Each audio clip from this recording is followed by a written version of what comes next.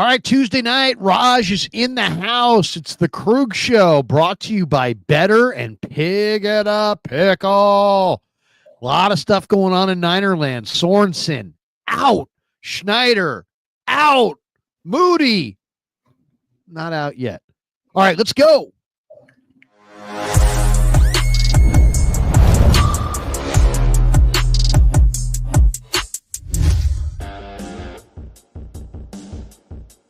All right, welcome to the Krug Show, everybody. Brought to you by Pig and a Pickle, the best barbecue in all of Northern California. Check them out. They're in Emeryville. They're in Corte Madera. They're open 7 days a week from 11 a.m. till 8 p.m. or until they run out, and they do run out. So get there early, get some brisket chili. We're also brought to you by Sharp Corners, Sports Cards, and Collectibles. They're at 205 Cypress Avenue in Pacific Grove, California, along the Monterey Peninsula. Thanks to Anthony Catania. He's at 831-521-5264. And this live stream is sponsored by Better, the official daily fantasy sponsor of the Krug Show. Use Better to make daily fantasy lineups and win real money. That's right. Download the app below. Make sure you use the promo code Niners to get your first deposit matched up to $200. And everyone who does is automatically entered into a drawing to win a free signed Ricky Pearsall jersey. We will announce the winner of the Pearsall jersey on Super Bowl Sunday. There it is. The Ricky Pearsall autographed jersey. We have it with us, and we will be auctioning that off on Super Bowl Sunday. All right, good luck to everybody. Thanks to Better for being a proud sponsor of the Krug Show. All right, the big story of the day, Matt Mayoko tweeted it out not that long ago, about an hour ago now. Nick Sorensen will not return as 49ers defensive coordinator, a league source said. The hope is that the 49ers can retain him on Kyle Shanahan's staff. There are a few attractive options for the 49ers to now consider for the defensive coordinator role. We won't get into those options just yet. But, Raj, what do you think? Nick Sorensen is out after 1 year as the defensive coordinator. We probably should tell people his defense finished 6th in yards, 22nd in points allowed. What did you think of the story of the day that Sorensen was fired? So far, Larry, 2025 is off to a fantastic, rip-roaring start. I'm happy. I mean, the 49ers right now, they had issues this season. Obviously, it was not a good season in 2024.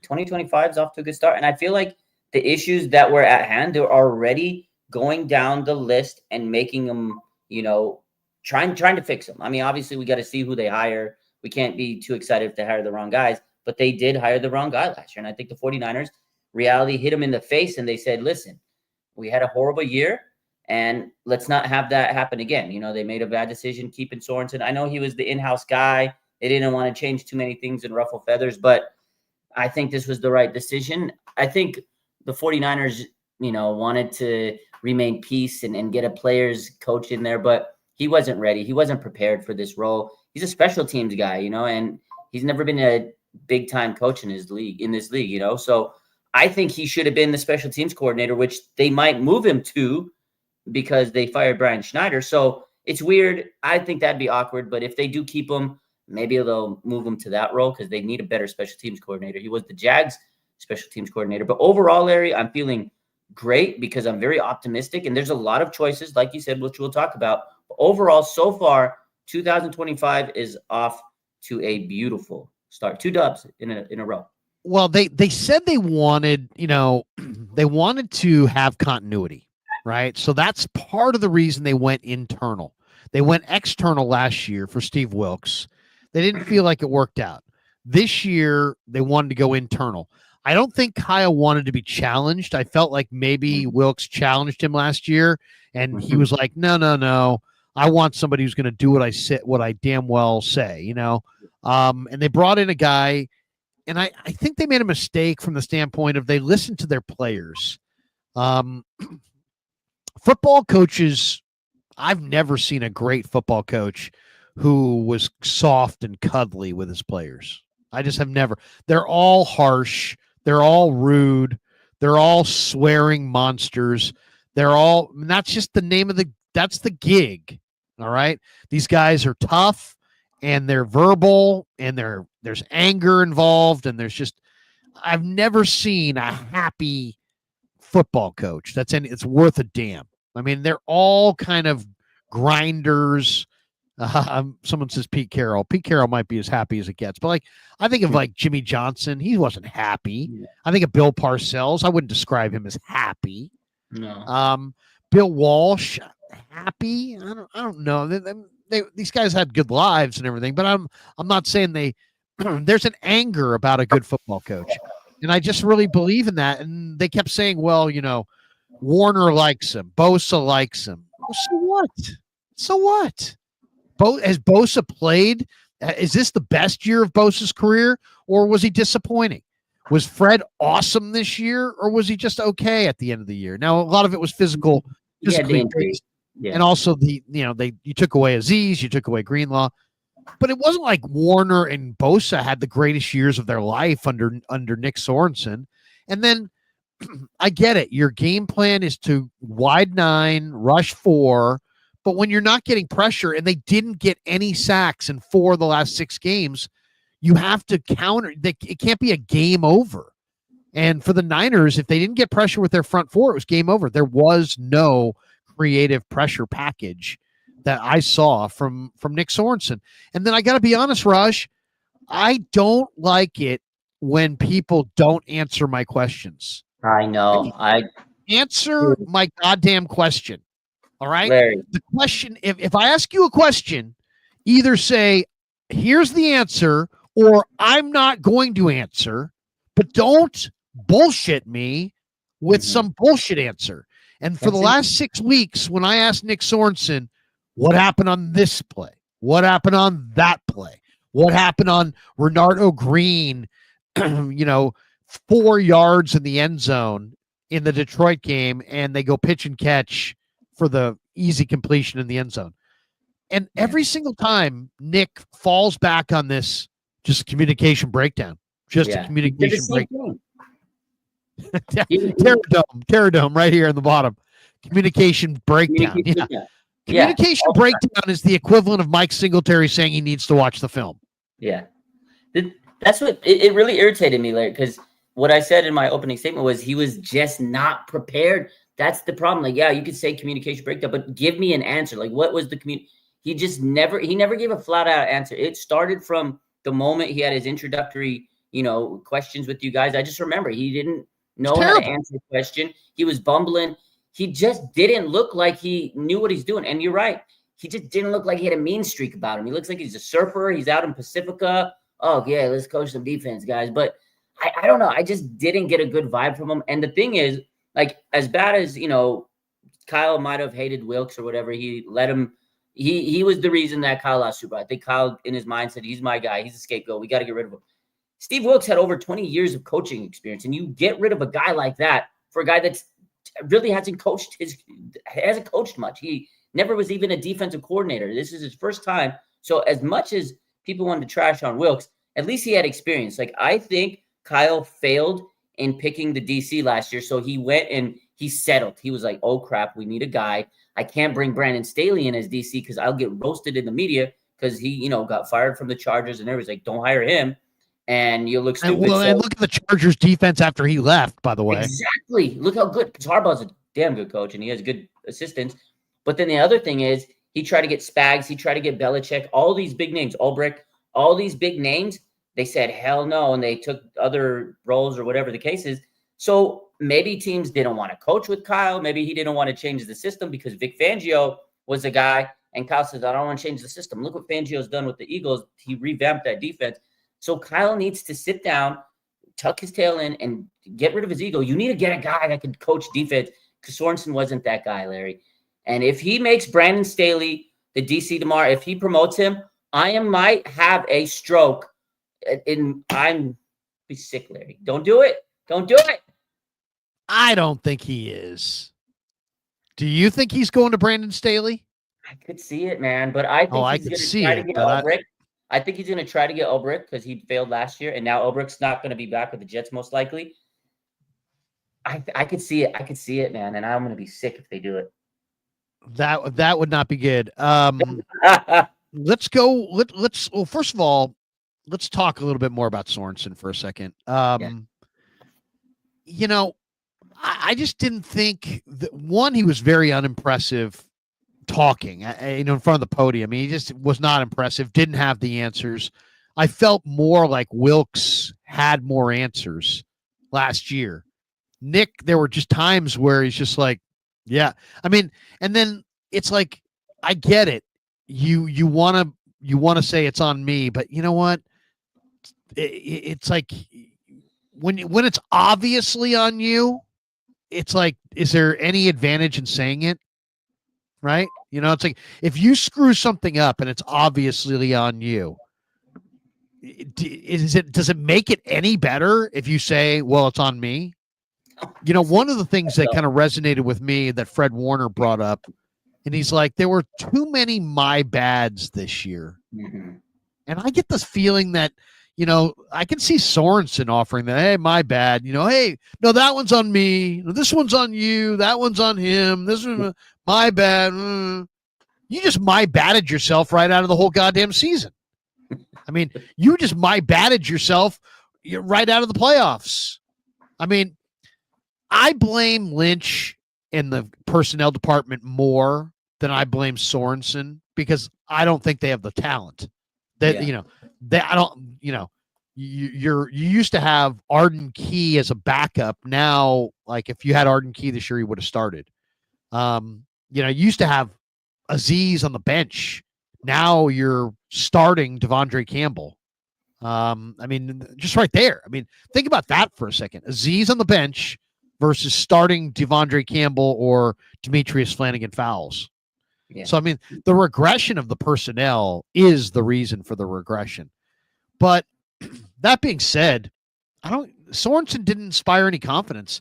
No. And the bottom line is, if the Niners are ever going to win, they're going to win because Kyle Shanahan is only focused on offense and not focused at all on defense. He's got to hire a coordinator that he doesn't need to worry about. Yeah, he can't micromanage a guy. Yeah. Yeah, I mean, and he doesn't know defense well enough to micromanage. I mean, he does know every aspect of football. Kyle Shanahan, from the people that I've talked to, really could be a defensive coach if he wanted to be. But I just think that in an ideal world, he's got a defensive head coach. Like, I look at Kyle no different than McVay with the Rams. When did McVay win a Super Bowl? He won a Super Bowl when he was the head coach and offensive coordinator, and he had Wade Phillips as his DC. And if you remember, when the Rams defense was on the field, McVay was back on the bench, like talking to his offensive guys. He was a total offense only guy.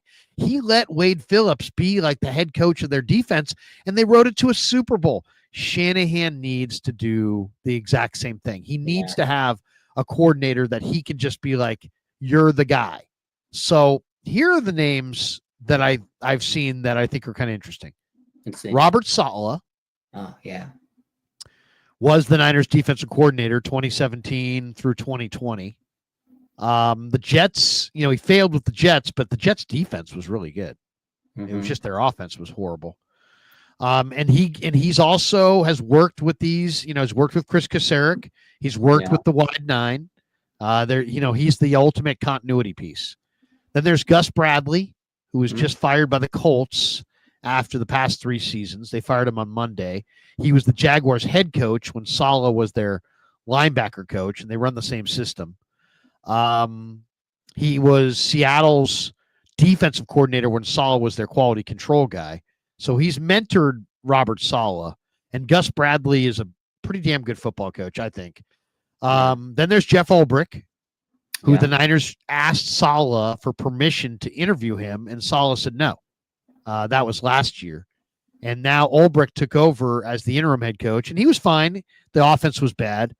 And he coaches a similar scheme to Gus Bradley and to Robert Saleh, so that makes sense. Then there's Ken Norton Jr., I've had people suggest that Norton might be, he's a leader. He's fiery. I don't know that I would choose him, but you know what?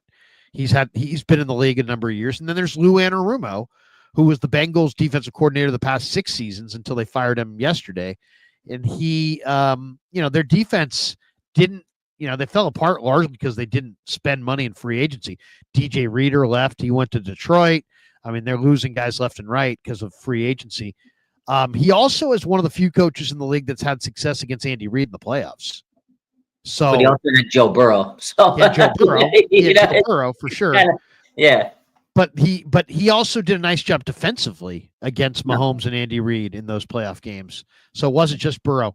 So I don't know. I mean, of that list, Anarumo is the guy that has the most experience probably as a defensive coordinator. Bradley and Saleh and Ulbrich have all got head coaching experience, even though Ulbrich's was in interim fashion. What is there a name there that makes the most sense to you? Do you come on Friday here, just drop the super. He says his top 4: Jim Schwartz, Matt Eberflus, Rex Ryan, and Gus Bradley. Yeah, that's interesting. Schwartz runs the wide 9, and he seems really annoying. But maybe I could see them going after Schwartz. I could see it. What do you think? He runs the wide 9. I mean, obviously, I think most Niner fans would love to see Robert Saleh back in the building. It's his defense, right? He started when he started with Kyle. I think that would be ideal. We know he's a good defensive coach, but you got to think about this: if Robert Saleh gets a head coaching job, there's no way he takes it down to come back with the Niners. And I don't know if he wants to come back with the Niners. I think he wants to prove his own self in other leagues and other teams around the league. But if he does get a DC job and he does a good job, then it's going to make his credibility even better, and then teams would want to hire him as a head coach. Although he does have an interview set with the Jaguars to be a head coach, so he does have a head coach job with the Jaguars. If he lands that, then obviously he's not coming to Niners. So I think that's the only thing that would limit, Robert Saleh come back to the Niners in terms of other coaching positions. But I think a lot of teams might look into him because the Bengals, the team you just mentioned, they lost their DC. I mean, Robert Saleh has a lot of options, and is the best option for him to come back to the Niners? I don't know. I think most fans would love it. I think Jeff Ulbrich is a big-time decision choice for the 49ers. They wanted him last year, and I think Kyle likes him and his system. Former Niner. I think he's a good character guy, and I think he would bring some toughness to this defense. And he's, been a coach for a lot more years than Sorensen. So I think that's one of the tough guys and top guys. And I think Gus Bradley. I think that's a guy that Kyle would like, I really want him on the system. As you mentioned, his relevance to the Niners and stuff. So I think, to me, the top 2 candidates are going to be Jeff Ulbrich and Gus Bradley. If I had to choose on all those picks, I think Kyle's going to narrow it down to those 2. It's interesting. I wanted to look it up. Who are the free agents on the Colts and the Jets? Is there somebody, like, if you signed Ulbrich, is there a Jet player that's a free agent? I mean, I don't know if free agent, but you go and do trades. I mean, they got Sauce Gardner. There's a lot of good players. Quinnen. Quinnen. There's a lot of good players. And then on the Colts, go get our boy Defoe back. And, DeForest Buckner, you can go bring him back to the Niners. DJ Reed might not be bad. Bad. I don't know if he'd want to come back to the Niners. He got a little salty when they cut him. Do you remember when they cut him? Oh, it was a big thing. They cut him, but they were going to keep him. Remember, he tore his pec. They wanted to PUP him, but I think with the logistics of the roster or whatever, they cut him, and he got claimed by the Seahawks the next day, and he took it personal. I mean, maybe he's forgiven the team after a while, but I remember it was a big thing all over social media. He was like pissed, and he was like, "I'm going to come back," and it was like some rivalry because he went to the Seahawks before he went to the Jets. I don't know. I would like DJ Reed. He's good though. He's cocky. There's no question. He's a very, very cocky player. Yeah. I'm trying to look up who the free agents are on some of these teams because I would love to see who the Jets have as a free agent. You know what I would like, Larry? I want them to just get away from the wide 9. I think. Do you want to? Well, that's the other question. Do you want to move away from the wide 9? I mean, almost all the best defenses in pro football are 3-4 fronts. Get out of it. So the Jets free agents, unrestricted: Hassan Reddick, DJ Reed, Tyler Conklin, Tyron Smith, Morgan Moses, Javon Kinlaw, Solomon Thomas. So we're not Ashton bringing him Davis, Isaiah Oliver, back. We got all the Niners defensive players. DJ Reed, though. I like him. DJ Reed. I might consider DJ Reed. That would be one. If you had a guy like Ulbrich, maybe you could get DJ Reed. Let me see. As far as the Colts free agents are unrestricted: Ryan Kelly, Mo Alley Cox, Joe Flacco, EJ Speed, who's a pretty good linebacker, Julian Blackman, Ashton Doolin. Nobody that totally stands. Trey Sermon. No, come on. Sermon. We don't need him back. You could. All those teams have old Niner has-beens, but they do have DeForest Buckner. We could trade him. Maybe we could trade him. What do you think? The chat wants to know about Antonio Pierce. What do you think about Antonio Pierce? He just got fired as the Raiders head coach. What's your take on him? Well, he's a passionate guy. You know, he's what was he, the linebacker coach before that? Mm-hmm.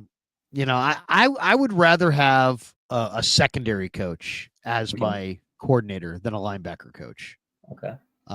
Just because I think that in today's game, you really got to have your coverage on the backside really has to be buttoned down. I mean, you really got to be buttoned down. Okay, so the big story of the day right now is Nick Sorensen is out. Niners, Lynch and Shanahan speak tomorrow. If you could ask Lynch or Shanahan a question tomorrow, what question would you ask them? You know what, honestly, the big topic other than the DC and all that and the coaching stuff, I'd ask them, what did the future hold for Dre Greenlaw? There's a lot of rumors going on. I would be straight up, say, hey, do you guys really think you could bring Dre Greenlaw back this season? Is the price going to be too high? Something along those lines. I would ask about Dre Greenlaw. Yeah. What's his market going to look like? What, you know, how committed are you guys to bringing him back? He seems vitally important to your culture. I just think that the Niners have two guys that in Juwan Jennings and Dre Greenlaw that just, you need more guys like that.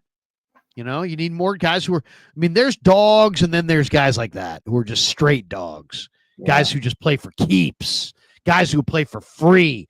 Juwan Jennings was whatever number of yards away, 75 yards away from 1,000 yards, and he fights twice and gets ejected. I mean, that is so Juwan Jennings right there. But he didn't even throw a punch, man. It was totally bullshit that he got ejected. I was so mad. 25 yards for, 1,000 yards for a guy that was a 7th round pick. That doesn't happen. And he would have set like some franchise. The only other guy that did it on this team that was a 6th round pick or higher was Dwight Clark. Fucking insane that they didn't let him keep going. He didn't throw a punch. Like, he blocked the guy. He was playing football. Seriously, he blocked Starling Thomas into the bleachers. Starling Thomas was embarrassed, got up and threw blows. Yeah. Then the next play, he did the same thing to what's the guy's name? Murphy Bunting. Sean Murphy Bunting. And Sean Murphy Bunting was like, "Hey, you want some of this? I'll give you some of this." And Jennings was like, "Yeah, here you go.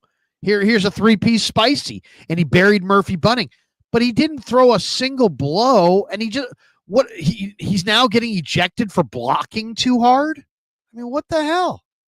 I mean, if he threw a blow, that's one thing. He didn't.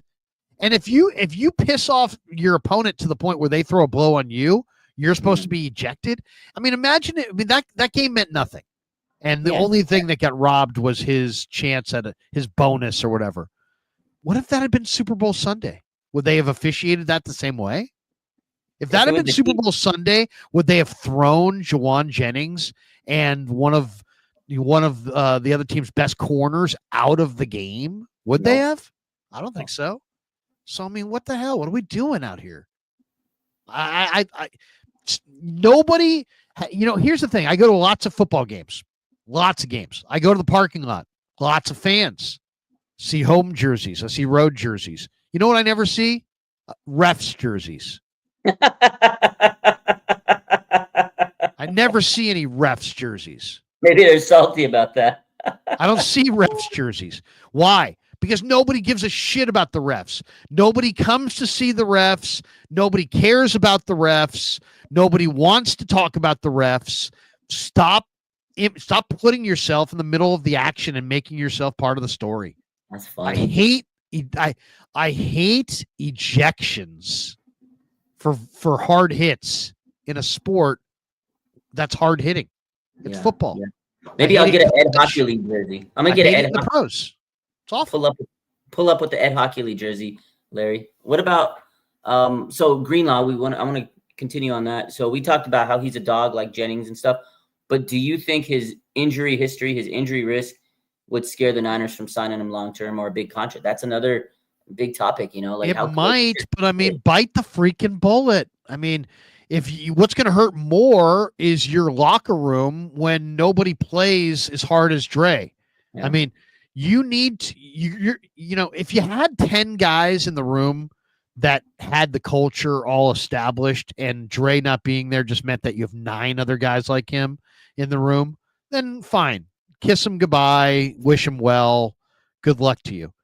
But since you only really have 2 or 3 guys in the room that play to that standard, you probably ought to keep them around because it's who really plays to this crazy standard that Dre plays to. Dre, Jennings. Who else? Maybe who else plays like that? Aziz, gone. Jimmy Ward, gone. Emmanuel Mosley, gone.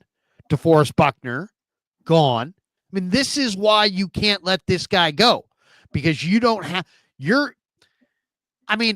weeks ago, Nick Sorensen was telling me that Devondre Campbell was a hell of a defensive leader and a really good player.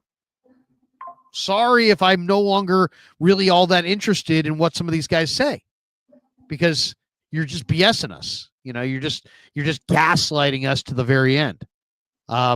And I knew it's crazy to me that the Niners didn't realize that Campbell was going to be a huge negative. It was obvious to me. I mean, I've been in enough NFL locker rooms. I know that personality type. It's this alpha.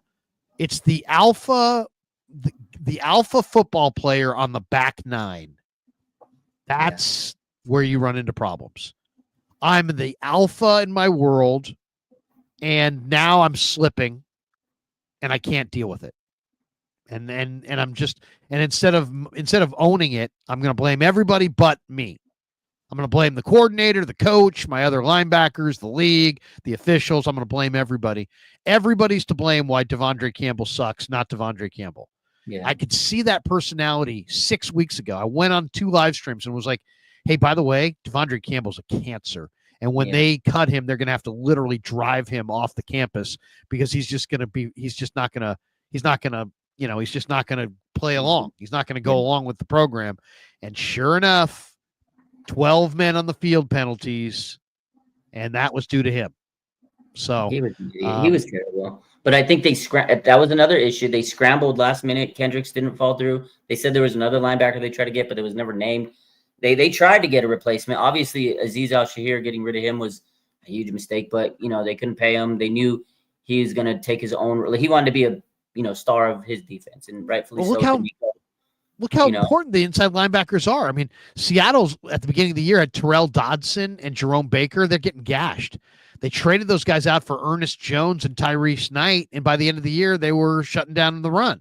So, all they really changed were the 2 inside backers. So the inside backers mean a ton. I mean, look how good the Niners were when they had Aziz and Dre and Fred all rolling. They were unstoppable. Even before then, you had Patrick Willis, Navarro Bowman, Takeo. So having those prime linebackers, it makes a big difference because they're good against the run. If they can cover, it's an extra bonus. Like Fred Warner's good at coverage. They have these guys that are just dogs and they can read, the quarterbacks. They're a quarterback themselves of the defense. So that was huge for them. But I think, and that to my point is what I'm getting to is I feel like the 49ers just didn't prepare themselves right for this season and everything fell apart because they didn't get the O-line set up right. They didn't have the defensive coordinator set up. They didn't prepare for the Dre Greenlaw, injury. That was a big injury, right? And we knew it was huge. And just feel like they came into the season really unprepared. They had the BA issue, the Trent Williams issue kind of drug on. So all these things happened. I think this year already they're getting to a start where it's like, okay, we're going to get things prepared. We're going to have things right. And I just feel like a different vibe this year. But it all depends on making the right decisions. It starts with coaches before the players because you got to get these players to implement their policies, their plays, and everything. And that to me is the key in getting guys like Greenlaw back because yeah, we can sit here and say we love them all. We want them back. Oh, repay Dre Greenlaw, all the posts that are going to be coming up in the next couple of weeks. But if they get a defensive coordinator and he has certain guys that he wants, it doesn't matter if we love Dre Greenlaw. So that's the other thing, is get the right guys that are going to bring in the right guys for their system. I hope they would love Dre Greenlaw, because he could play probably for any defense coordinator. But it's a big decision that's weighing on the Niners in terms of defense coordinator. And that brings me to my next question for you, Larry. What the hell are they going to do with Brandon Staley? Like, he's the assistant. Is he going to switch to a different role? Like, that's what I want to know. Another question is, what are they going to do with him? And then obviously special teams coordinators open. What the heck's going to happen? Well, it's funny. You went on your Instagram and had the story, and you said who should be their new defensive coordinator. You've gotten a bunch of different answers. As far as what's going to happen with Sorensen, I could see him being the special teams coach, and I'm not saying that he wouldn't be good. Now, some people said that he was in Jacksonville and their special teams weren't great. I'm not overly impressed by Sorensen. They are, and maybe they see value there as the special teams coordinator. That seems maybe more his speed. I don't want to insult him, but that seems more his speed. You had a guy, Matt Lively, who's I think a TV guy, sent you a note. He's like 6 potential 49er defensive coordinator candidates. He's got Jeff Ulbrich, Gus Bradley, Lou Anarumo, but he also has 3 names we haven't thrown out. Joe Cullen, who's the Chiefs defensive line coach, Navarro Bowman, who's the Chargers linebacker coach. Chat loves obviously it. A former Niner great, and Al Golden, who is Notre Dame's defensive coordinator. Yeah, Notre Dame. And Notre Dame is, that's a pretty good one right there. Notre Dame's defense has looked incredible. Other people have suggested Matt Eberflus. Yeah, it's interesting. It's there's a whole bunch of names that are being floated out there. Rex All right, Ryan. let's talk a little bit about the special teams coordinator, Schneider. Schneider had to go, right? I mean, there was just no way around that. That happened yesterday, and Nick Wagner was the first to report that. Yeah. They were just so bad on special teams. I looked up where the Niners ranked in special teams during the Hightower days, and it's pretty interesting. I mean, the Niners, Hightower was the special team coach 17 through 21, so 5 years. 17, they were 11th, then 14th, then 12th, then 23rd, then 26th. Then he got fired. Okay, they bring in Schneider. He was 15th in 2022, but then 25th last year, 31st this year. They were 32nd, the Niners were, in the NFL in EPA on special teams. Like, far and away the worst special teams unit. They were minus 47.6. The next closest was Atlanta at minus 23.9. So, I mean, missed field goals, fake punts, penalties, tons of penalties, 18 special teams penalties, 8th most in the league. Muffed punts, and Shanahan gave him a vote of confidence in late October. But, what I had heard is that maybe Schneider was the reason that they drafted Moody. Yeah, I was just going to say that. Maybe that Moody's, falling apart. Moody's 10 of 18, or from week 10 on, he was 11 of 20. Maybe if he was the guy who said draft Moody, and if they're getting ready to cut Moody, it seems, maybe I'm wrong by that. I would think it makes sense that maybe they're holding Schneider's feet to the fire on that evaluation. What do you think? Yeah, no, I was actually just pulling up the tweet because I wanted to get to that. Is literally the reason why they took Moody was him, was Snyder. He set up the workout and he probably convinced them, we got to get this guy. And the fact, and this is the biggest issue about getting Moody, like they could have got Moody, it was 7th round or undrafted. They went to the 3rd round, Larry, to get a kicker. And this kicker has been absolutely terrible. He's part of that special teams, like you said, that had the 32 ranked EPA in the league. That's dead last. It's horrible. They were missing kicks, costing them games. It wasn't just that, like onside kick, they couldn't get the kickoffs. They were having horrible kickoffs, and then just poor play at every level of special teams, tackling, field position. It just was awful. And Jake Moody was a huge part of that. Like we've sat here and said today, these are the issues that the 49ers are facing, and they're trying to right those wrongs, right? First one was Schneider. The next one's Sorensen. You would have to think that Jake Moody's a guy they're going to get rid of, or at least bring in someone to compete with them and put some pressure on him to say, hey, look, if you can't beat out Joe Smith over there, you're gone. You're not going to be our kicker. So to me, that is a reason why Brian Schneider was fired, not just because of the metrics, like we said, and all the other issues.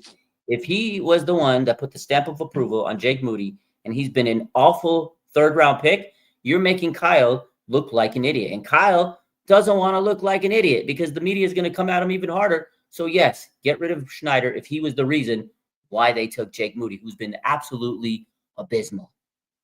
By the way, somebody had a list here of the highest paid college special teams coordinators. Jeff Banks from Texas makes $1.1 million. He's the highest paid special teams coordinator in college. Mike Reed from Clemson makes $900,000. Joe DeCamillis, who's a former NFL coach, I believe, is out South Carolina. He's making $800,000. John Papuchis from Florida State makes $750,000. Joe Lorig from Oregon makes $700,000. LeVar Woods from Iowa makes $700,000. Sharif Shah from Utah makes $650,000. So interesting. The guy that I'm talked about a lot is the Notre Dame special teams coordinator, Marty Biaggi. He makes $450,000. So there you go. Those are some of the special teams guys at the college level. I don't know that they're gonna, who they're gonna hire for that position. The other big story of the day is that there was a lot of talk this morning about Dre Greenlaw potentially leaving. I guess there were a couple parties, a couple postings on social media. One from his girlfriend, I guess his fiance, Michaela Gallagher, left a comment on Sydney Warner's latest Instagram post, adding, "Praying so hard that we'll be back." And, I have a friend who told me that Dre built or bought a house in Dallas this year, and that maybe he'd like to live closer to his home in Dallas. It may also just be that they're moving to Dallas, and this going away party could be they're moving to Dallas. Doesn't mean that he's necessarily going to play in Dallas, but that he is moving away from the Bay Area. So maybe Dre will be back. Now, John Lynch said, hey, we want him back, and we know how valuable he is, and we want him back. But they're also going to have to pay Brock. They're going to be hugged up against the cap, and it's very plausible that there are teams out there in the NFL that might value him higher or just have more cap room and want what Dre Greenlaw brings, which is a viciousness that you can't replicate. And it's hard to find guys like this. So even though he's been hurt a lot and he's played a lot of football, I think he's going to have a kind of a burgeoning market. What was your read on the social media postings today? Is it an indication that his time here is over, or you think he's just moving to Dallas maybe and still is very excited to maybe come back and play for the Niners? So, yeah, a couple things. Because I posted the video. I saw it on TikTok, and I posted this morning really early, and I was like, oh, it kind of seems like the writing's on the wall. It's kind of the way I took it. I said maybe she's hinting towards, him leaving the team. So there's a couple things. So, yeah, obviously they had like a party. It seemed like a going away party because you're right, they moved. And then reading the comments that the fiance, Dre Greenlaw's fiance, put is, yeah, oh my God, hopefully we could come back. But if you look into all the posts, it's like POV, free agency's hitting, and you don't know if your best friend's going to be back, because obviously I'm sure Dre Greenlaw and Warner, they're best friends. So their significant others are super close, compared to other people on the team. So I did take it as, yeah, maybe he is gone. And there is an indication with, yeah, I'm sure the Niners like him. I'm sure the Niners want to bring him back. But again, you said it, the money, the market, the cap space. If Dre's asking for a certain amount of money, maybe the Niners know it might not be what we have, to pay you. We want you back, but it has to be at a certain monetary value. And the market for him would be good because he is a great linebacker. But then also what I said earlier is the injury risk. It is high there. I love Dre Greenlaw, but he is a very risky player to sign on a huge $20 million, $30 million, huge contract because of the injury risk. I know they love him, and I know he's like that big part of the locker room where you need that energy. You need Dre Greenlaws on your team. But there's a lot of offseason, things going on in terms of who they need to bring back, and they got to pay certain guys. Brock Purdy being the biggest one. You need to get him an offensive line. We all love Dre Greenlaw. We all want him back, but I see it as it could be an indication that maybe the Niners are saying, "Hey, look, we want you back, but this is the price. If you can, you can test the market and see what's out there, and if you get an offer that you can't refuse, there's no hard feelings. But if you don't, this is what we're going to be able to offer you." I think that's kind of what is brewing, and the wives and the significant others are like, "There's a possibility where he's not coming back." If you had to bet everything you own on him returning or him moving on, what are you betting on? I'm gonna bet that he's not coming back. Oh, I knew you were going to say that. Damn it! They hate me. Damn it! I know. You got to have this guy. I know, John. If you're listening, you got to have this guy. You got to have this guy, John. I know. Come on, you got to have this guy. No. This, it's a cap sport. You can't have everybody. You got to have this guy. You got to have this guy. Adds something to your team, even if he's hurt, even if he doesn't play, even if he's just walking around the locker room. He adds something. He plays so hard, and you would love to think that everybody plays so hard, but see Devondre Campbell, that's not the way it goes. And there's all kinds of guys in this league that dog it. See Chase Young, from last year, guys dog in this league. When you have guys, I was watching a video, and it was Ricardo Laquette, and he was talking about the Bears and what a lame organization the Bears are. And he's like, "Man, I was in Seattle. I was in San Francisco." Do you remember Ricardo Laquette? Yeah, I remember. From a few years ago during the Harbaugh era. Mm-hmm. And he's like, "Man, at practice for San Francisco or Seattle, everybody cares. I mean, guys will fight at the drop of a hat because it's just, everybody cares." He's like, with Chicago, he's like, I could drop like 10 balls at practice. Nobody says anything. He's like, it just wasn't the same. Just wasn't the same. And that's the thing. It's like what the Niners have with some of these guys like Dre Greenlaw is special. All right. It's not like every linebacker in the league. Most linebackers in the league wouldn't come back like that, and they wouldn't make every single tackle. And, but Dre Greenlaw is wired a certain way. That's the only way he knows how to play. You got to have those guys. Those are the tone setters. So I don't even care. John, I don't care about the cap. Get it done. Seriously. He's an inside linebacker. Figure it out. Get him signed. My God. I mean, he can't. I mean, if he's asking for, double the money, okay, that's one thing. But he's probably not. He probably just wants to be decently compensated. Compensate him. Keep him. I love him. I'm trust me. Everything you're saying, Larry, 100%. I'm copy paste. I agree. But you asked me what my prediction is, and my reading on the situation is he's not coming back. That's it. And I know people hate me, call me a clown, I'm stupid. If I'm right, I'm right. No, you're just giving us your honest opinion. But I wish you were. I worry that you're right, and damn you for being right. I know. I hope I'm so wrong, and you guys roast me for that. Please do. We will. We were going to roast the hell out of you. Please. Brock Purdy. Brock Purdy. We wouldn't be a live stream if we can't talk Brock. Oh yeah. Brock Purdy is 9-11 since the Ravens game on Christmas. He was 18-4 before going into that game. What's the deal? And what do you want to pay him? Why has he regressed? And why and do you want to pay him? And how do you see the quarterback thing coming together?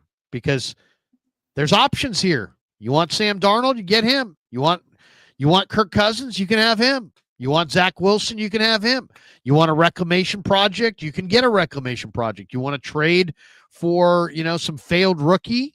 There's probably guys out there that will trade you. Daniel Jones is gettable. It's not like it's Brock or nothing. I mean, they can. I think they should pay Brock, and I think they should pay him between $45 and $55 million a year. And I don't have a problem paying him that. But I think that's the going rate. I think that's what they should pay him. But I also want to get another quarterback in the room that challenges Brock, because I really think Brock's a competitor at his core. And if you don't, he's going to get to levels that he won't reach because of his competitive fire. If you put a bunch of donkeys in the room with him, you're eliminating his best trait, which is his competitive fire. Put somebody good in that room who could take his job, and I think it will elevate his play. Get somebody who's absolutely an NFL starting quarterback, and put him right behind Brock, and I think you're going to get more out of Brock. So I want to pay Brock. I know this sounds like contradictory, but I want to pay Brock, but then I also want to keep challenging Brock. And I want to keep looking in the draft for a young day 3 quarterback. I'm going to draft one every year until I find somebody, or I'm going to, go after a Kirk Cousins or an Aaron Rodgers or somebody good and put him on the bench in my quarterback room. So what would you pay Brock? Who do you want in your QB room? Yeah, I think we've talked about this. I'm going to keep it kind of short because everybody's talking about Brock. Yeah. I think we discussed it last week. Sorry. Price range, I'm around the same as you. I said 45, 55 is probably going to be what it hits, based on, the market and everything. I see it between that. I think it's fair at this point. You talk about another quarterback. There's really not a lot of options out there. I think the playoffs is going to show a lot of Sam Darnold, what he's made of. Last week, that game against the Lions, for all intents and purposes, that was a playoff game. It was number 1 seed on the line, and Sam Darnold showed up to the ball as a pumpkin. The glass slipper fell off. I mean, I get it. He had a great season, and I'm happy for Sam, but next couple of weeks is really going to prove how much he's going to get paid on the market, or if Vikings want to keep him around and make him the starter and keep JJ on the bench. I do think the Niners need to bring in a guy to challenge Brock Purdy. I don't think it's Sam Darnold. Kirk Cousins might be the guy. We talked about that last week. Maybe Danny Dimes. One of those guys is going to be on the team to push him, because competition breeds success, Larry. And you need a guy that's going to put a little pressure on Brock. I mean, he's going to be the starting quarterback, but you need to make sure he's like looking behind his shoulder, like, if I get hurt or if I mess up, this guy might take my $45 million job and do it better than me. So Joe made Steve better. Steve made Joe better. They didn't like they definitely didn't like that the other one was there. But you know what? That would be my theme for this offseason is fuck feelings. Yeah. I don't care about your feelings. I don't care about Lynch's feelings. I don't care about Shanahan's feelings. I don't care about Purdy's feelings. I don't care about Moody's feelings. I don't care about Sorensen's feelings. I don't care about Schneider's feelings. I don't care about anybody's feelings anymore. And I want to me, the only way you're going to get to the top of the mountaintop is if you draft better players and if you have all kinds of competition. Yeah, there's not a lot of options. That's why they got to pay Brock, because he's figured out your offense. He knows how to run it. He's your quarterback, because there's not a lot of options. You're not going to trade up to the 3rd pick to get a quarterback, especially this year, because the quarterbacks are really not good. And you made that mistake one time already. And there's not a lot of quarterbacks on the market. There's not. So you pay Brock. You do need to get him, a backup, because God forbid something happens. You need a guy that could come in and be able to ride the ship, because this year there was an injury. Brandon Allen was absolute dog trash, and he played with a broken finger. I think if they played Dobbs, it might have been better, although Dobbs is not like this great quarterback. We saw what he could do. He's kind of fun to watch, but he's also makes mistakes. He's inconsistent. But regardless, the 2 quarterbacks behind Brock this year, they're not going to win games. So you need to get a guy that can come in just in case, and come in and step in and win a few. That's what a backup's there for, to come in case of emergency and go out there and manage the games so you have a chance to win. And, when your starting quarterback comes back to the bench and sit back and hold the clipboard. So they do need to get a guy, though, that's good and maybe can push him in training camp to be like, hey, get yourself better. We love you, Brock, but get a little better because you kind of regress. So definitely need to do that. And they need to fix that O-line, because that O-line was very bad. We all know it. There's a lot of, talk about the draft pick. Will they take an O-lineman? Will they get free agents? So whatever they got to do, they got to get some O-linemen around Brock, because he didn't have much protection this year. He was running for his life a lot. Trent Williams was gone. Pooney was your best lineman, and he was great as a rookie. But today on the podcast with Deebo Samuel, he said that Pooney hit the rookie wall like somewhere a couple weeks ago, about 6-7 weeks ago, and you can kind of feel it. You can't put all that pressure on a rookie. You need to build some strength around, that O-line, because you can't just have your rookie O-lineman carry the ship. So fix that. Pay Brock between 45, 55, and get him a decent backup. I think that's a good plan. Marcus Harris says the Niners have Warner, Greenlaw, and Aziz, who was the best linebacker room. All right, let's hit a couple of these supers. Come on Fridays, his top four: Schwartz, Eberflus, Rex Ryan, and Gus Bradley. Thomas Messina. Let's get Patrick Willis on this coaching staff. That wouldn't be bad. P. Willis. Goldie says, I want that Warren fella at tight end. Okay. John Kalua says, Pete Carroll's a 49er fan and a California guy. He's a Marin guy. He says, give him a call. Man, I think Pete's probably retired for good. Ron Douglas says, Larry, what do you think about Schwartz as the DC? I think Schwartz is probably a prick. And I think it's probably Shanahan probably hates him, but he might be the right guy, though, because, I mean, he does run this scheme and he runs it well. He's saying is Drake Jackson returns in 25 to compete with Floyd. I hope Drake Jackson. I saw him the other day up in the press box. He's one of my favorite guys. I mean, I'm a huge Drake Jackson fan. I won't try to pretend that I'm unbiased. I'm very biased. I like Drake Jackson a lot. He's a great dude. And I'm rooting hard for him, man. I'm rooting hard for him. I hope he gets healthy and comes back firing. I'm skeptical, but at the same time, I believe in Drake. So there you go. Come on Friday says QBR this year 7th. That's a high floor. I think he was 8th. Talking about Brock. Digital Drew says I went into the wrong business. I should have held a clipboard and yelled at some kickers and get paid. Yeah, you heard me quoting all those kicker salaries, those special teams coach salaries. Thomas Messina Sorensen is now general manager of Pig and a Pickle. Oh gosh, come on, Pig and a Pickle can do better than Sorensen. Yeah. Anyway, couple thoughts before we jet out of here. George Kittle said this week, he says, I want to be a Niner for my entire career. I love wearing the red and gold, and whatever the front office wants to do, I'm all ears. So what do you think? His 2025 cap hit's projected at $22.1 million. It's the second largest cap hit on the team behind Fred Warner's $29.2 million, according to Over the Cap. I love that Kittle wants to be a Niner for life. Is he get an extension this offseason? Absolutely. I think he's one of the guys that they're going to take care of. I think he's one of the big plans. Obviously we talked about Greenlaw, this and that, and Brock Purdy and this and that, but I think Kittle's one of those guys. They have to make sure they keep him. I think they're going to extend him 2 to 3 years. And that way with the extension, you could kind of figure out numbers for Brock and everything like that and fix that cap hit. So I definitely think George Kittle will be back. And I think they'll make sure they prioritize it. He's got to retire as a Niner, Larry. He is too important. He's amazing.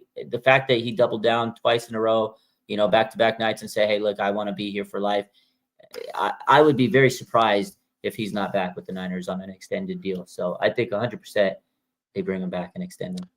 All right. I'm gonna say a name. You say come on back or there's the door. Okay. We'll make it. It'll be our come on back. There's the door segment. That's fun. Kyle Juszczyk, come on back or there's the door. There's the door. He's gone. He gone. There's the door. Deebo Samuel. He's traded. There's the door. Wow. Javon Hargrave. There's the door. He's going to get cut June 1st. Post June 1st cut. Dre Greenlaw. I already said there's the door. There's not. I was giving you a chance. I know. Talanoa Hufanga. There's the door. Aaron Banks. There's the door. Jake Brendel. Oh, the door is there, and it's double locked for him. He ain't come back ever. JP Mason. He's staying. He can come back. The door's wide open for you, buddy. All right. Isaac Yadam. Oh, door. He ain't even. They're not even gonna let him get to the door. He's not even gonna. He gone. Rock Ya-Sin. He's gone. Door. Mitch Wishnowsky.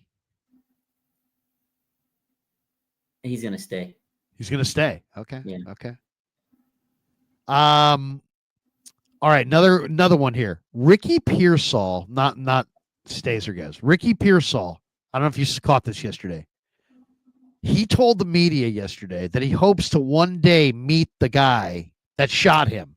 Yeah. And he'd like to counsel the 17-year-old suspect who robbed him at gunpoint in August. What does that?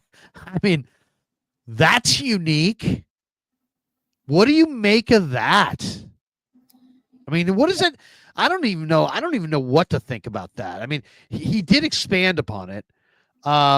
He says, I don't know how he grew up, so I can't judge him as a man just based off of one action that he made.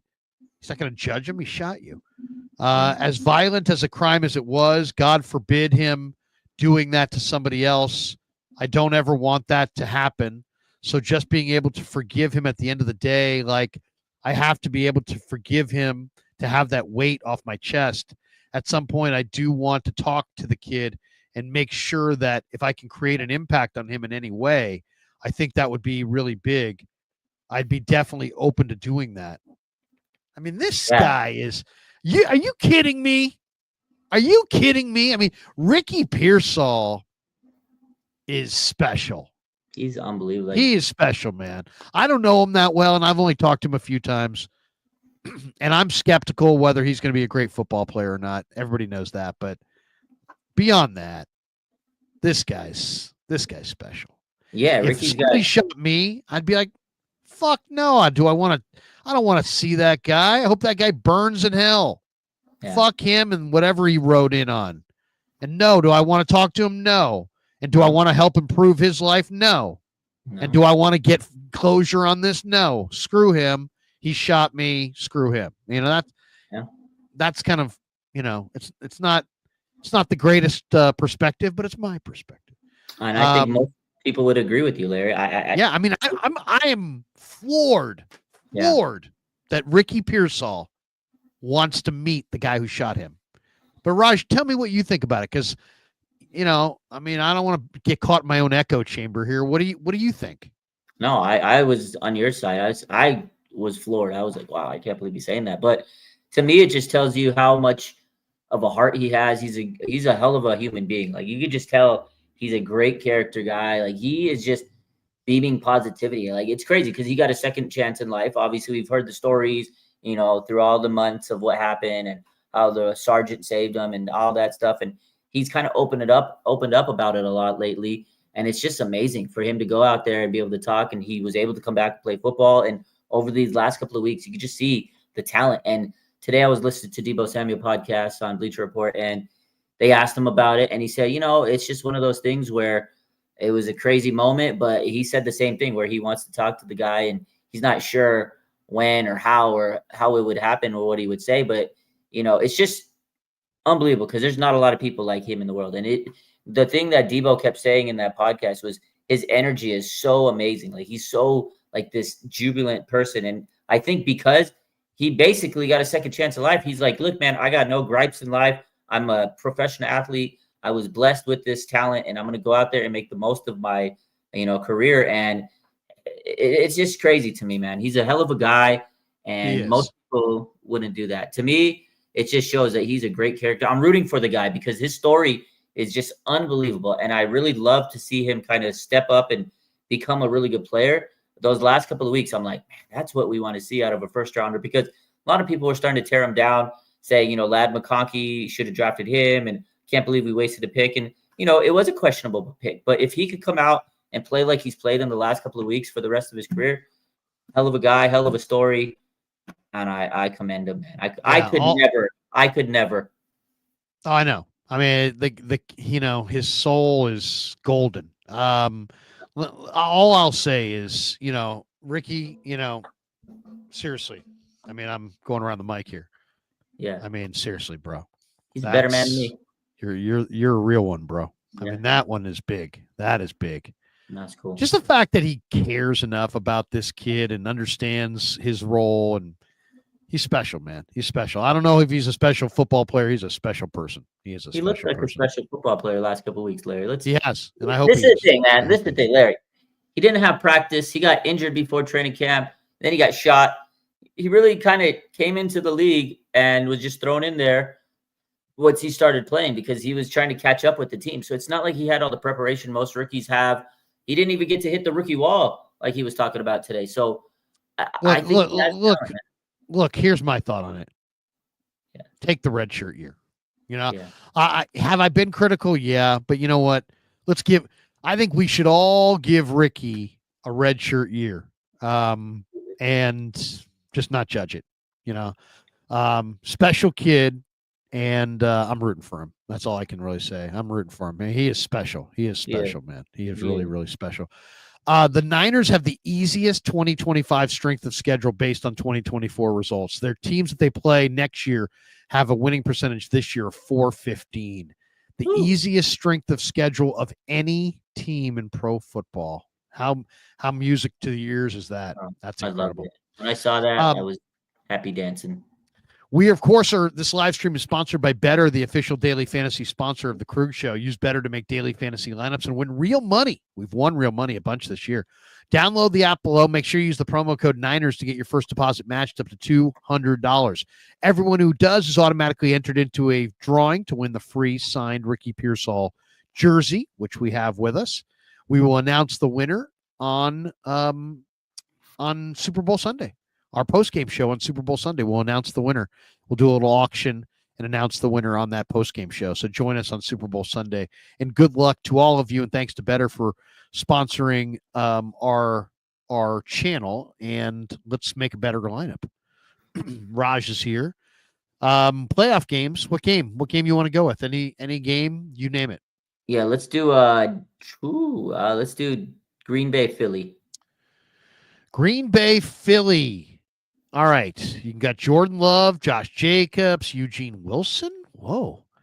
Romeo Dobbs, Jaden Reed, Dontavion Wicks. Now, Watson's out. He's done for the year. Kraft, McManus, Kenny Clark, Enigbare, Devontae Wyatt, Keyshawn Nixon. You can go Jalen Hurts, Barkley. Who are you liking here? Let's take a look at Saquon. Okay. 101 Saquon, we were just there. 101 rush yards, 11.5 receiving yards, 117 combo yards, 20.5 longest run, 8.5 longest catch, 20.5 rush attempts. I think if they're gonna win, he's gonna have a big game. I think you got to go with the combo, like all-purpose over 117. I think it's Barkley or nothing for the Eagles. Here's the thing on this one. I don't know how good is the run defense that he's going against. Packers have a good defense in general. They have a really good defense overall. They're one of the better defensively coached. I kind of like the rush attempts more. 21 rush attempts. They're going to run the ball, and if I'm like you, I think Philly's going to win the game. That means that Barkley's going to get the ball. What's that?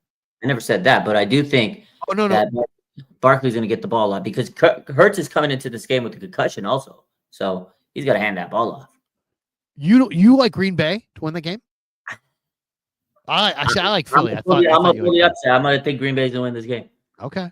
But I kind of like, so if you like Green Bay to win the game, maybe you don't want the rush attempts. No, I think Barkley's going to have a heck of a game, but I think Jordan Love's going to go out there and sling it out. So which Barkley prop do you like the most? I like the combo, the all-purpose, the 117. Okay, let's go there. Let's go more than 117 combo on Barkley. Yeah. Let's take that one. That'll be one. Give me Jacobs. I feel like the Packers are going to run the ball too in this game. Okay. What's Jacobs? Let's see. Jacobs, how many attempts? Yeah, I think this is a run the ball game. I think this is a run the ball game for Green Bay. So I think Jacobs gets at least 18 rush attempts. Okay. So let's go with that one. Okay. It's a playoff game. And I kind of think that actually Jaden Reed's been dinged up a little bit. All right, let's take a look at, is there another one? How about Minnesota, LA? Let's do it. It's a good game. Monday night. That's going to be a good one. Justin Jefferson. Let's take a look at Justin Jefferson, the money receiver in the big moment. What is Justin Jefferson? 91.5 receiving yards, 6.5 receptions. Oh, I love that over. Oh, I think He doesn't think he's going to get more. He's going to get. No, I think he's going to. I'm saying he's going to have a big game because he's probably pissed that he got clamped against Detroit. You can also get a half on the rushing and receiving touchdown. Let's go there. You don't think Jefferson scores? I think Jefferson scores. Yeah, anytime touchdown. Give me Jefferson. Give me Jefferson right there. Okay. All right, there we go. Let's see what we got. Let's take a look. We got three. Or is it a 3-teamer? Yeah, 3-leg parlay. We're going Barkley with 118 rushing and receiving yards or more. Jacobs with 18 rushing attempts or more, and Jefferson with an anytime touchdown. I like it. Let's do it. Well, let's do it. Let's play 3 for 3. We're submitting our entry. Do it, baby. All right, we'll win $50. Do it. Off $10. 10 to win 50. Who are you taking on these games, Larry? Who's winning these games this weekend? Okay, so this is what I got. And I've thought it through. And I've been hot, by the way. Really hot. I mean, I don't know that I've lost a wager in a couple weeks. Wow. Yeah, I've been really hot. This is your week, okay? Okay. Thursday night, Notre Dame over Penn State on the money line. Okay, I like Notre Dame over Penn State on the money line. Okay. That's Thursday. I love it. Do it. Friday. Let me double check Friday. Ohio State. Pretty sure. Is there NFL Friday or is that Saturday? No, that's Saturday. Ohio State, Texas. Ohio State, Texas. Ohio State on the money line against Texas. Okay. Okay, so you've now made money on those two games. Now let's get into the NFL games. Okay. All right. So the NFL games this weekend, you've got, it starts, the first game is Chargers Texans in Houston. Okay. I'll take the Chargers. And another one, I don't want to screw around with the spread. Give me Chargers on the money line. It's Chargers -3. I'm not playing that game. Okay. Chargers are going to win a game. It's going to be a low-scoring game. Chargers have a really good defense. Texans will do enough to keep that game down. It'll be a low-scoring game, but I think give me the Chargers. Not super confident. They could win by 2. They could win by 1. I like the Chargers to win, though. So Chargers on the money line. Give me the Ravens, and I'm giving those points over the Steelers. I know the Steelers play the Ravens tough, but the Steelers are the most fraudulent team in this playoff. They're not playing well down the stretch. The Ravens are an awesome home team. Yeah. Most of the time in these late battles with the Steelers, there's not a lot on the line. There's tons on the line in this game. My only worry is check the injury report for Zay Flowers because I know he's dinged up, and he's huge. He had 74 catches this year. Yeah. But if Zay Flowers is going to go, I like the Ravens to win that game like 27-3, 27-10. It's going to be a blowout. They're going to win that game. They're going to win that game by multiple scores, and the Steelers are barely going to score. Okay. Okay, that's Saturday. Sunday, give me Buffalo over Denver. And I love Buffalo minus the spread. Bo Nix on the road in Buffalo, that environment. Bills are 8-0 at home this year. Broncos are under 500 on the road. Rookie quarterback on the road. First NFL playoff game. That's 38-6 Buffalo. Wow. Okay. That's Buffalo big. Okay. Buffalo big. Yeah. Give me the Eagles at home over the Packers. And I like that on the spread. I'm confident Philly's going to win that big.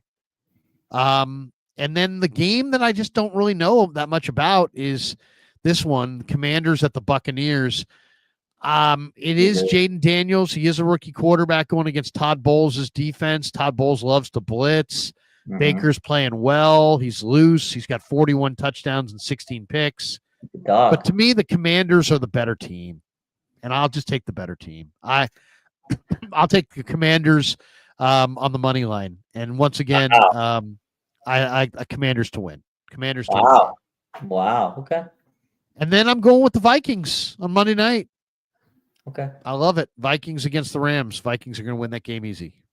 Easy. Vikings are way better than the Rams. Way better than the Rams.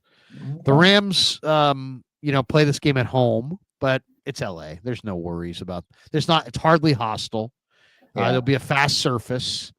Jefferson and Addison will feast in the fast surface. Darnold is coming off of a bad game, so he'll bounce back. And Darnold does enough, and so there you go. Vikings, Commanders, Eagles, Bills, Ravens, Chargers. Wow. Okay. We'll see. What do you think? What do you got? I have Ravens, definitely. I got them. I think that'll be a tough, AFC North. Those games are black and blue, but I do see the Ravens just going to be too much for them. Lamar and Henry, they're going to run roughshod over them. But TJ Watt, look for him to try to make some differences in that game. But I think the Ravens are going to win that game. I think we're destined to see the Ravens and the Bills. I got the Bills beating the Broncos. It's the Broncos' first playoff game in like years, almost 10 years, 9 years. It's been a long time. For them just making the playoffs, their fan base is happy. I like Bo Nix. I think he'll be good. But playoff game in Buffalo, man, that's just too hostile territory for him. And the Bills, man, they're a really good team. They beat Kansas City a couple weeks ago. Josh Allen, MVP candidate. I think it's going to set up Josh Allen versus Lamar, the top 2 MVP candidates. I think that's what's going to happen. That'd be good. That's Riley says, I just met Big Boy Bosa. Oh, good Let's for go, you, Riley. Let's go. Tommy And then, says, we have the exact same picks, Lair. Okay. Yeah, like good that. stuff. Feel good about that. Yeah. We've got this one. Toast in Microwave said, Ricky is going to end up being a special player. Also, Larry, Notre Dame isn't beating Penn State. They will. Hashtag we are. All right. We'll see about that. We'll Notre Dame's see. pretty good. Anthony Catania says, who are we pulling for in the Super Bowl?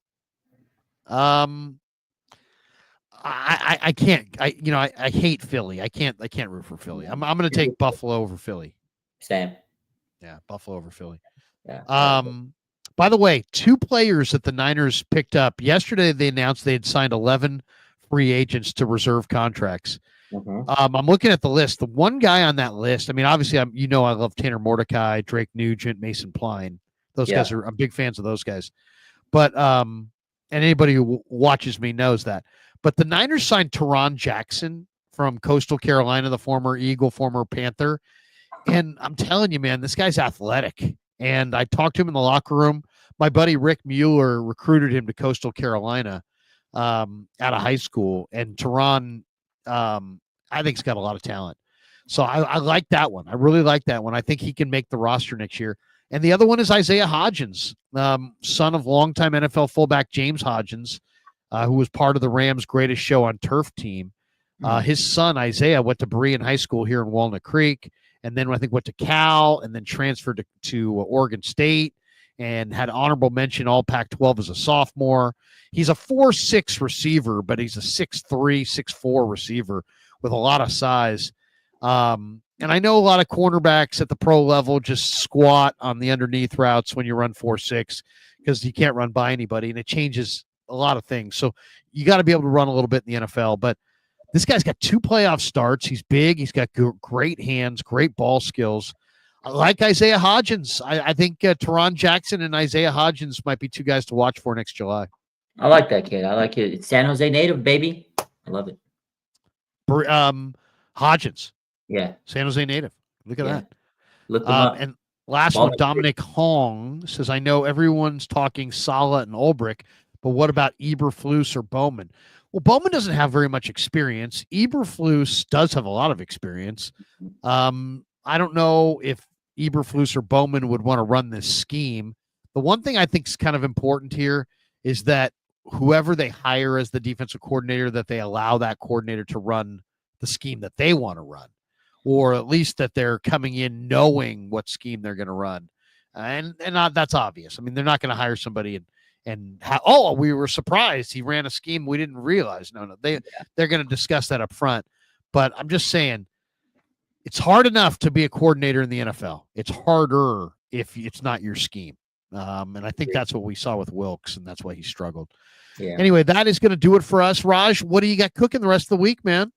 Same thing as always. We just keep everybody updated, going live, all that good stuff. Tomorrow's going to be a fun day of content. I just can't wait to hear what comes out of John Lynch and Kyle Shanahan's mouth. I will be there tomorrow at 11:30. John and Kyle speaking in the auditorium down in Santa Clara. I'm looking forward to it. We'll go live down there afterwards, and that's going to do it for the show. Thanks to Raj. He's the best. Give him a like and a subscribe. Follow RSF 49ers. They do an amazing job. And thanks to all of you guys. Thanks to for the supers. Thanks to everybody who jumped in. Thanks to Better for sponsoring this live stream. Thanks to Pig and a Pickle and Sharp Corners for sponsoring us as well. And that's going to do it for Raj. I'm Larry. Have a great night, everybody. Peace. Yeah, never met a man I've been scared of. Careful, you won't